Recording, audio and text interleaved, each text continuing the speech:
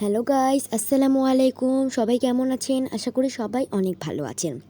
তো কিছুদিন আগে আমরা সবাই মিলে মাইক্রোতে করে চলে গেলাম রাজশাহীতে আমার খালামণির বাসায়।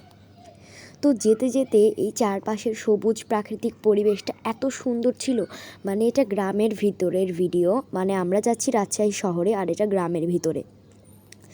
আমরা আমার খালামণির বাড়িতে গিয়ে কিছুক্ষণ রেস্ট নিলাম, দুপুরের খাওয়া দাওয়া করলাম।